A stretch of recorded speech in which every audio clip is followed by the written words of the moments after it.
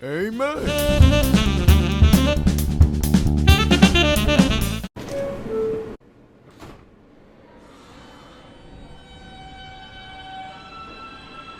Hey Terrance, how's that new piece on urban design going? Everything's finished, Jay. I just have to go out and interview some folks in those areas. Loud and clear, kiddo. Good work.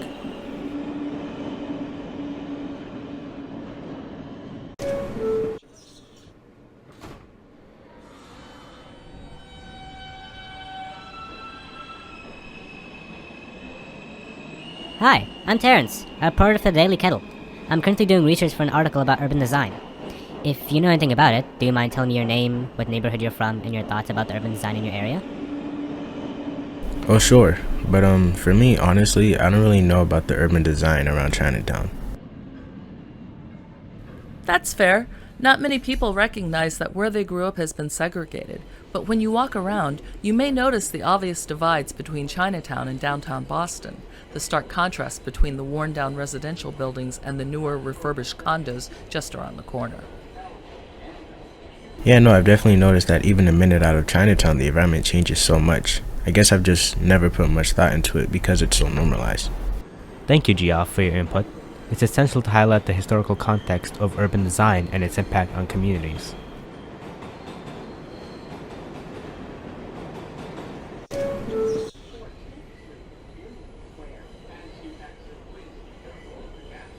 Excuse me, do you mind if I ask you a few questions?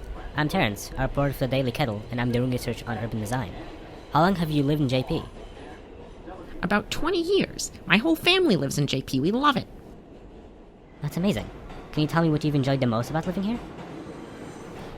Well, if I had to choose one thing, it would be the amount of green space JP has to offer. Yes, JP offers parks, playgrounds, urban wilds, community gardens, and much more.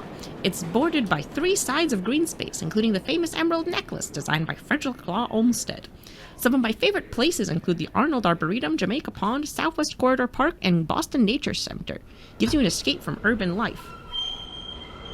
Wow, that sounds wonderful. I'll be sure to explore those places to understand the positive aspects of urban design in JP. It's a shame we have to move out soon because of gentrification. The cost of housing has increased dramatically in the last few years. Gentrification is a complex issue affecting many neighborhoods across Boston. It's crucial to examine its long-term effects on communities and discuss strategies for inclusive urban planning. That's right. Gentrification has caused cultural displacement, and it hurts my old soul to see the changes in my beloved neighborhood. The loss of affordable housing and the shift in the community's demographics are very concerning. In JP's case, there is no longer a community for Black and Latinos that have been here since the 70s. I've never realized how much gentrification can impact the community. It really makes me question who the city is for. We need to explore ways to ensure that urban development benefits all residents and preserve the essence of each neighborhood's unique culture.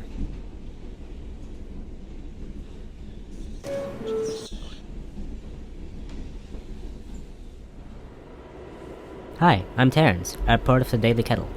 What can you tell me about the South End? Well, we're most known for Tent City at Melnia Cast Boulevard, where the homeless set up tents. It's a dangerous area with high levels of crime and addiction. The South End's homelessness is caused by rising housing prices, forcing many local tenants to move out. We should also explore the importance of affordable housing policies and social services to address homelessness. Yeah, I'm fortunate enough to still live here, but many of the locals I used to see have moved out in recent years. That's when Tent City decided to go. These issues have been persistent since the 60s, but they've accumulated over time, leading to an extreme case of homelessness and lost identity in the neighborhood. We should consider the long-term consequences of urban development decisions on vulnerable communities. Thank you for sharing this information. I never knew there was such a rich history behind the South End.